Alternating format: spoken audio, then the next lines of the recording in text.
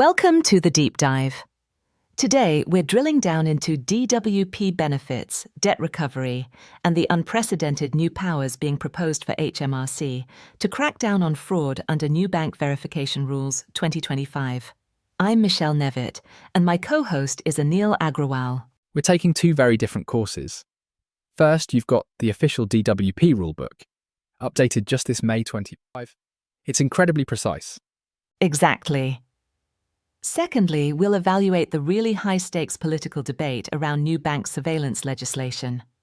Okay, we're looking at the established mechanics of how benefit debt arises, how it's calculated, recovered, and then see how that fits with these radical shifts in fraud detection policies.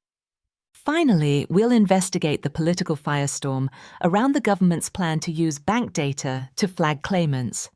We really want to arm you with the specific knowledge you need to navigate this. So let's unpack this. Okay, so let's start with the basics. An overpayment is simply any benefit you receive that you weren't actually entitled to. Simple enough. But legally, the causes fall into two very distinct tracks. And knowing which track you're on, that determines everything about whether the debt is recoverable. Okay, so what's track one? Track one is recovery under Social Security legislation. This covers the usual suspects, things we think of. Like a mistake by the claimant? Or fraud. Exactly. Claimant mistake, outright fraud, or maybe interim payments that need to be squared off. But the really crucial thing here is the rule around official error. Okay, when the DWP itself makes a mistake? Yes. And this is where a huge legal distinction lies. Historically, for many of the older legacy benefits, if the DWP made a mistake and overpaid you, it was their problem, not yours. It was the government's loss, exactly. It wasn't recoverable, but that has shifted dramatically with modern benefits.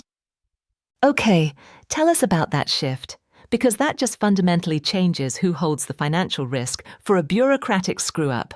It absolutely does. For universal credit, or UC, and for any new style JSA and ESA claims made on or after April 29th, 2013, overpayments that happen because of an official error are now recoverable. So if the DWP messes up on a new claim, you still owe the money back. You still owe the money. It puts a much, much higher burden of risk management onto you, the claimant, even when you haven't done anything wrong. That distinction, just the age of the claim and the type of benefit, is staggering. So, on a legacy benefit, the government often takes the hit for its own mistake. On a modern one, you absorb the cost. It seems that way, yes. It essentially codifies that the state is not liable for its own errors in the modern benefit system. So, what happens if a situation isn't covered by that specific legislation? Well, then they fall back on the second track, common law recovery. And what does that look like in practice? It's based on a legal principle called restitution. Basically, it's about recovering money the person was simply not entitled to have. We see it a lot in cases of over-provision. Over-provision? Yeah, imagine a system glitch, where say 2 full payments are issued instead of 1. The specific DWP rulebook might not cover that exact technical error, but under common law, they can recover that money because you received a payment you were never supposed to get.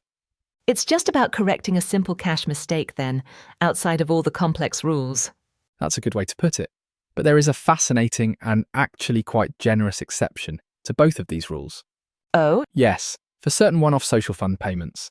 We're talking about things like maternity payments, funeral payments, winter fuel, or cold weather payments.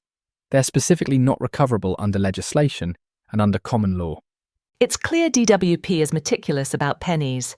But before they start demanding money back, I understand they do this complicated internal calculation to figure out the net debt. They do. And this is where the concept of offsetting comes in. This is truly the algebra of recovery. Let's break it down. Okay, so the first step is simple. You calculate the difference between what was paid and what should have been paid. So if you got, say, 148 days in job seeker's allowance but were only entitled to 63 days, the gross overpayment is about £85. But you're saying that gross figure is rarely the final bill. Very rarely, thanks to offsetting. And this is so crucial because it can drastically reduce what you actually owe. Let's walk through the second type of offsetting then. Okay. The one you mentioned is the real safety valve, underlying entitlement. This is probably the most important calculation for a claimant to understand, and it's mainly for income-related benefits. The principle is this. Let's say you got benefit A incorrectly. Okay, But if you had provided the correct facts from the start, you would have been entitled to a different income-related benefit. Let's call it benefit B. I see where this is going. Okay, the debt for benefit A is then reduced by the amount you would have received under benefit B anyway. So it's a safety valve. It makes sure that a mistake doesn't lead to a crushing debt when you were always eligible for some kind of support. Exactly. They don't want to bankrupt someone who is legally entitled to some other form of help. The guide gives a great example. Let's hear it. A claimant has a gross overpayment of £259.40 for, say, widow's benefit that they weren't entitled to. However, if they'd been assessed correctly, they would have been eligible for £160 of income support during that same time. So the recoverable debt isn't the full £259.40. Correct. The debt is reduced by that £160 of underlying entitlement. The final net recoverable overpayment is only £99.40. Wow, without that rule, the debt would have been, what, more than double? About 160% higher. Yes. This is why disputing that gross figure based on your potential underlying entitlement is so vital in the early stages. Okay, so from the meticulous details of accounting, let's zoom out to the huge political debate about the future of fraud detection. The government says overpayments totaled a staggering $9.7 billion in 2023-24. And that $9.7 billion figure is the political justification for this new Public Authorities Bill, or PEPPAR bill. This is the one introducing those highly controversial information-gathering powers. It is. The bill proposes allowing DWP to require banks to provide data on claimants of certain benefits to verify their eligibility. And the reason this is so contentious is because this power isn't just for cases where they already suspect fraud against a specific person. This is verification at scale. That's the key distinction, and it's what has sounded the alarm for opposition MPs and civil society groups. They're warning that this risks mass surveillance of millions of innocent people. Creating a kind of two-tier justice system, where people on welfare don't have the same financial privacy as everyone else. That's the argument. They also warn about automated algorithmic errors causing real hardship by suspending benefits for people who desperately need them. Now, DWP has pushed back hard on this.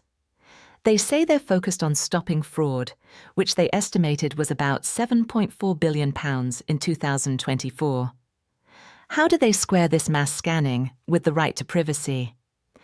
They argue the data shared would be very limited. Ministers insist they would not be able to access your bank account or see how you spend your money. So what would they see?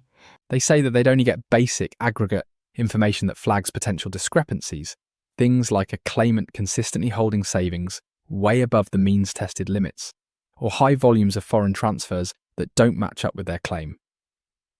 Okay. Leaving the big surveillance debate aside, there are these mandatory compliance rules coming for pensioners, slated for November 2025. This is very targeted. This is all about security and compliance.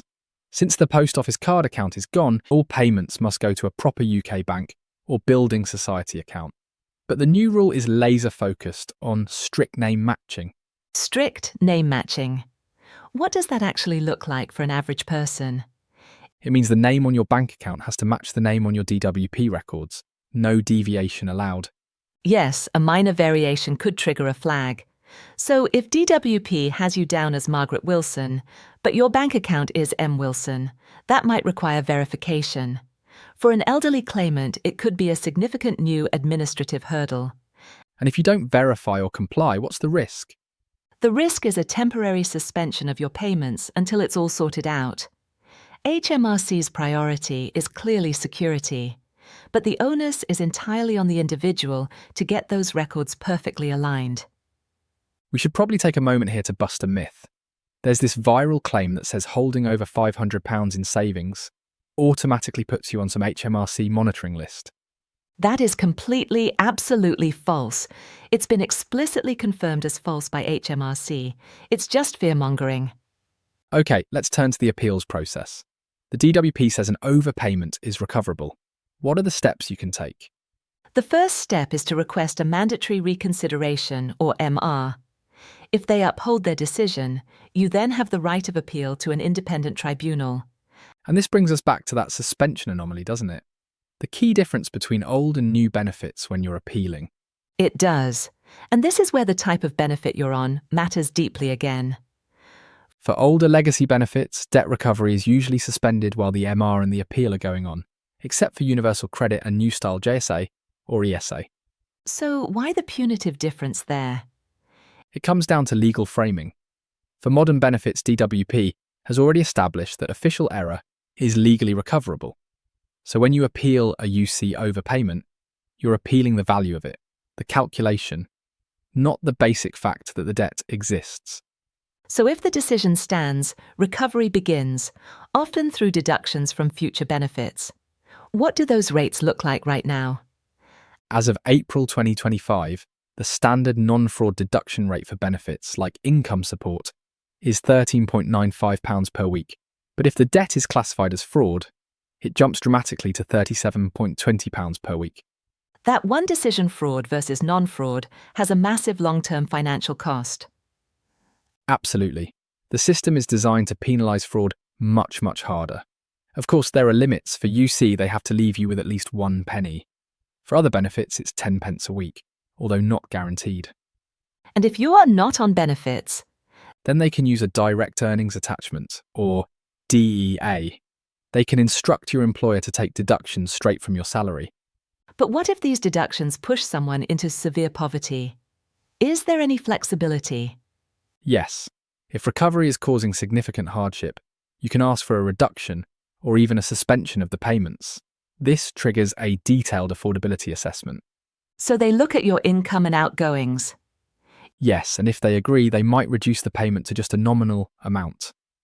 And then there's the final option, the waiver writing the debt off entirely. How high is that bar? Very high. It's reserved for only the most exceptional circumstances. They'll look at severe financial distress, your health, whether DWP's own conduct made things worse. So what doesn't count? Things like a terminal illness or threats of self-harm are not, on their own, sufficient grounds for a waiver, though that they are factored into the hardship assessment. The expectation is always that the debt will be repaid. So we've looked at the almost painful precision of the official rulebook, the debt calculations, the offsetting, the appeal anomalies, and we've contrasted it with this high-stakes political debate over fraud and privacy.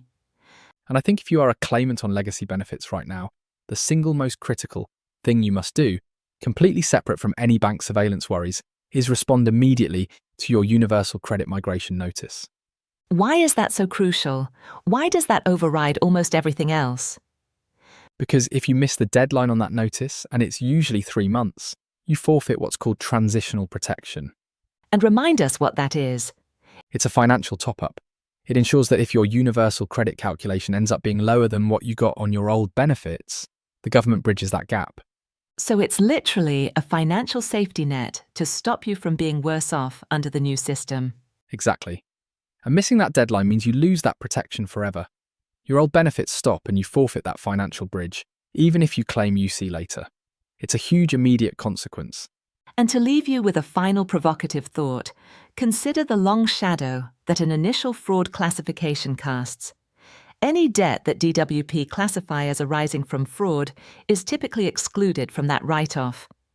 Recovery will restart once the insolvency period ends. Which means the DWP's initial decision on the cause of the overpayment, was it an error or was it fraud, can follow a person for years, even surviving bankruptcy. Moving on, an important distinction for anyone facing serious debt. Now, if you or someone you know has received a Universal Credit Migration Notice and needs help, there is a dedicated helpline. Yes, that number is 0800 169 0328. Thanks, David, and same to our listeners. It's been a fascinating and useful discussion. Thank you for watching. Please share, like, comment, and subscribe. Bye for now.